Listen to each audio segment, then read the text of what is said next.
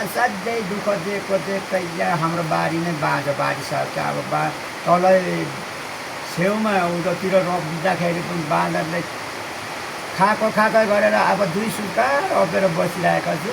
खानु पुग्दैन। अब धेरै रोपौँ भने खाइहाल्छ बाँदरले। बेला भइसक्यो सबैले उपर माने डाँडातिर पनि बाँझै भइगयो, उतिर उतिरतिर डल्लै बाँझै बाँझो भएर नै यो बाँदरले गर्दाखेरि हामी त अब बसा हिँड्ने बेला भइसकेको, सबै बसा हिँडिसक्यो। माथितिर धजातिर कपनाहरू शेर्पाहरू बसाइ नै हिँडिसक्यो। हिजो पनि एउटा शेर्पिनीलाई खेदेर जन्मै टोक्यो। धेरैजना हुनुपर्ने, कसले त्यो बाँदर एउटा बाँदर रुङ्नुलाई 2-3 बस्नुपर्ने। बाँदरले मान्छेलाई पनि लखेट्छ र? आमा चिथोर्छ नि, चिथोरेर लुगा फटा सबै टुटेर अनि चिथोर चथार पो गर्छ। हाम्रोमा दुम्सी, लथर्के, कोकले सबै फेर जस्तोमा भालु सब भालु आयो भने सुहानै झन् भालु र बाँदरले नै घेर जस्तो नष्ट गर्छ। त आइहाल्छ नि ऊ त्यो माथि डाँडाबाट आइहाल्छ। यो जङ्गलको उसमा छौँ। मान्छे अब खेद्न जाउँ भने मान्छेलाई पनि टोकिहाल्ने। के गर्ने? बनेल चाहिँ आउँदैन अझै, भालु चाहिँ आउँछ। त्यसरी छ। सबभन्दा बाँदर हो यहाँका बिरुवा चाहिँ। भालु त त्यस्तै गोठमा अलिकति आगो फुकेर निकै धुवा पाऱ्यो भने त ऊ अलिक तर्किन्छ।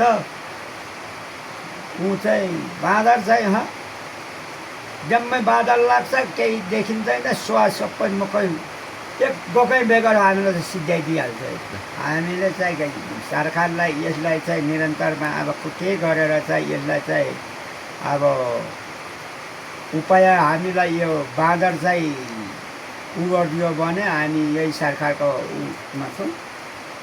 मन अब हामी त अब कहाँ जानु? बसाइ अब हिँड्ने बेला भइसक्यो, जाने ठाउँ पनि छैन, गाह्रो भइसक्यो। कि अब यहाँनिर चाहिँ केही उपाय छैन बाँदरको चाहिँ। सकिन्न हामीले। यहाँ सबै उपर बेस क्याम्पमा एक ठाउँ बस्ती थियो, त्यहाँ 3-4 घर बसाइ नै हिँडेको, घरै छैन कारणले बाँदरले गर्दा धेरै नै क्षति पुर्याएको छ बाँदरले। घरभित्रै बस्छ नि, थाङ्ग्रा छार्दी त घरै बस्छ। सुवा बनाइसक्यो। त्यसलाई त लछार बछार कुटेर कति घुस खेद्छ। ठुलो मान्छेलाई नै त खेद्छ। हिजो त ठुलो मान्छेलाई नै त अनि खेदेको यो 3 टाका भगालले। रातो छ, रातो त्यस्तै 600-500 जति छ बगालमा। 3-4 बगाल छ। एकपट्टि खेद्दै लगे, एकपट्टिको आएर खाइदिन्छ, एकपट्टिको खेदे एकपट्टिको आएर खाइदिन्छ। खेद्नै नसक्ने। सेतो चाहिँ 200-300 को बगाल छ। सेतो चाहिँ आएको पनि अलिक टाढैबाट पनि सेतो भएर देख्छ।